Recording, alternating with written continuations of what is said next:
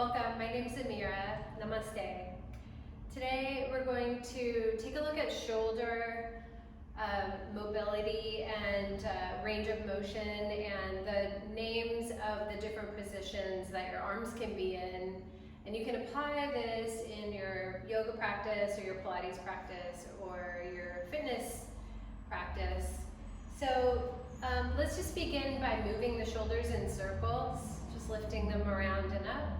Take an inhale and exhale, squeeze your shoulder blades back and just try to get as big of range of motion as you can.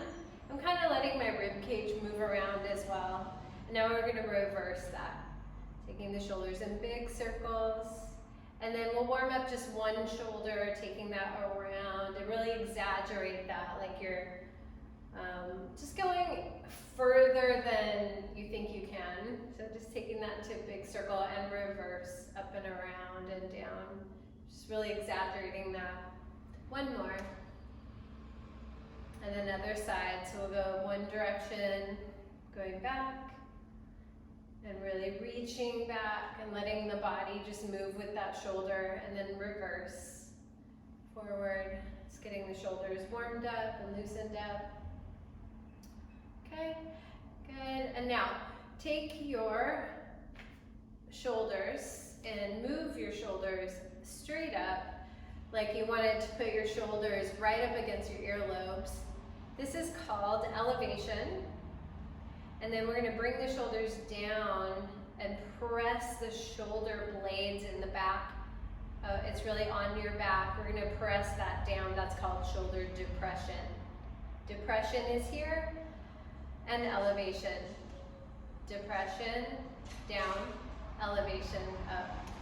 Okay, so now take one of your hands and just feel that, probably from over the top if you can, feel that plate of your shoulder. It's connected out to the back of your shoulder, and just let your shoulder move up and down, and just, you want to understand that that plate, that scapula is moving up and down. So there's a lot of places we can feel our shoulders. Let's say we're doing arms in warrior. So you might be feeling this here, which is your traps, and you might be feeling here, or you might be feeling other places in the shoulders, maybe the front of the delts, the shoulders. So you just want to understand when we say shoulders, there's a lot of different areas we could be talking about. So it's important to start to get familiar with the back part, which is the scapula, and then the top part here, it's not technically shoulder, but it's trapezius muscle, and then this is your deltoid, or the actual shoulder.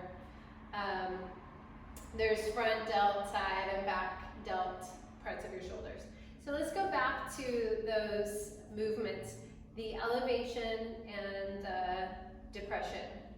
Elevation, depression. Okay, now take your arms up, and we're going to take the arms forward without really moving the body. This is called protraction. And then if you take your arm bone here and draw it straight back until you can squeeze the shoulder blades in the back together, that's called retraction. Protraction, retraction. When I go to protraction, I'm trying to do this without lifting my shoulders. Okay, so no elevation, just protract, retract. And see if you can feel the blades back there slide around. It comes out and forward, and then goes back and together. Okay, retract till you really squeeze together, protract. Now, you can keep your arm pretty straight, but you might have to bend a little bit to get that upper arm to be able to really move. Okay, that's okay. But if you can, just keep your elbows straight. Now, rest the arms down. That's hard work. So now, we're we're going to take different combinations of those. So we'll go up, elevation, down, depression. Forward, protraction, back, retraction. So say it with me, say it to yourself.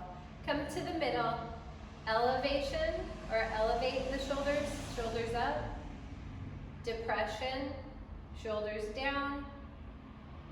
Forward, shoulders forward, protraction. Shoulders back, retraction. Shoulder blades squeezing together. Protract, elevate, retract, depress. Those are like kind of like north, south, east, west. Okay, and then bring your arms down. So you can use those different positions of your shoulders as needed in your Pilates and yoga practice. Sometimes some poses, we do want to pull our shoulders back, and we do want to pull our shoulders down sometimes, but not in every single pose, not in every single case, for sure. So you want to start getting flexible when you're doing your poses. You might want a little bit more protraction or shoulders forward. For example, Warrior A. So Warrior A, you can imagine this is from one of my favorite, most respected teachers, Richard Freeman. Say you're carrying your heart in your hands and you want to offer your heart sincerely, and you're gonna lift your heart up. So you're making a beautiful offering of your heart up. And you can look at your arms and you can incorporate this kind of depression but mostly protraction out. So there's a stretching out, and you lift your heart up. And maybe you just go here, and then eventually your hands come together. You reach the shoulders out and the arms come up, and you lift your gaze, tilting your head back last. And you take your head behind the arms.